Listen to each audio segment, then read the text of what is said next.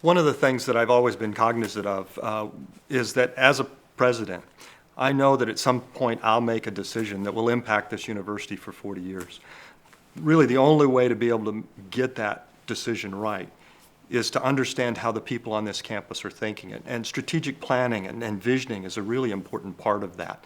Being able to understand what's going on our campus, but also being able to look forward and understand where things like technology are going, where higher ed is going, what those needs are and what those directions are, and being able to pull them together because, in a 30-year time period, a new faculty member here will just be finishing their career. Tying and keeping that sense of continuity from generation to generation is really what long-term visioning is about, and strategic planning takes us through those steps. So it's really important that we do take some time to look long-term every 30 to 50 years, and it's been 50 years since we've done this, to look out and say, where will we be in 50 years, so that we have the continuity not just from 5 years to 5 years or the time frame that students on our campus, but to tie the generations of faculty together as well as we make these really important decisions for the long-range future of our university. We're wrapping up our current strategic plan. It stretches from 2017 to 2022, and it's time to start to think about that next plan. But what we really want to do is start to think about institutionalizing the way we do strategic planning and not just make this once every 5 years.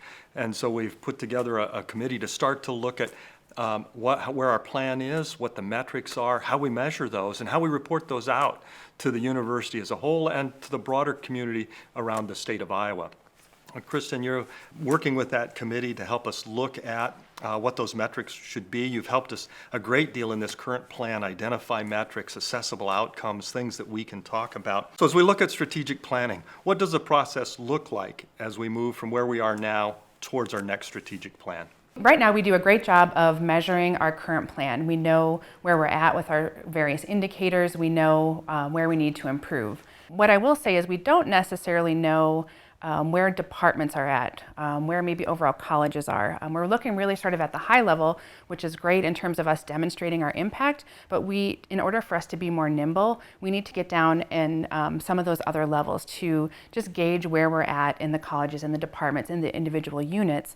We're looking ahead to some of these trends that Randy mentioned, and we're really working hard to try to ease that transition between plans so there isn't just sort of an abrupt stop of one plan and a starting of another one. Obviously, the business of the university goes on, and we're all working tirelessly to help students succeed. So that's something that we want to make as seamless as possible and just really institutionalize it into the campus community.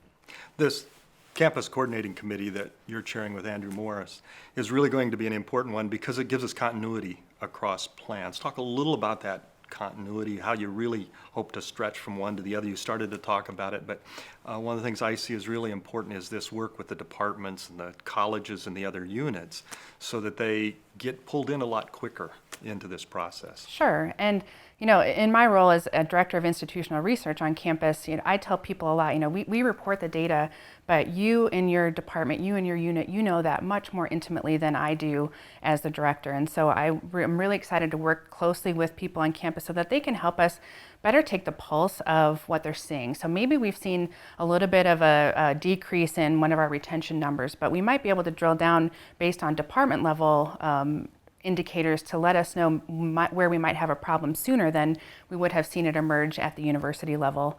We all are working to achieve the goals of the university strategic plan. This is something that is just embedded in us as we do our work here. However, we're not always good at maybe drawing those connections. And so part of this plan to create some continuity is to make sure that everyone is constantly striving to make sure we can look at all of the strategic goals that we have for our units and make sure they align with our college level goals, make sure they align with the university strategic goals so that, again, there's that continuity so that if, let's say we were to get a new president, that happens. It happens. That person leaves. It's not just an abrupt stop to the work that we're doing. We've embedded it into the culture of our campus, and we can continue on until we have some new ideas and new vision from whoever might be at the helm next. And so it's really taking strategic planning from a once every 5 year sort of program that is on many campuses and in the past has been here, distant past, and moving it to a day-to-day practice. So that we're Exactly. always tracking, we're always watching,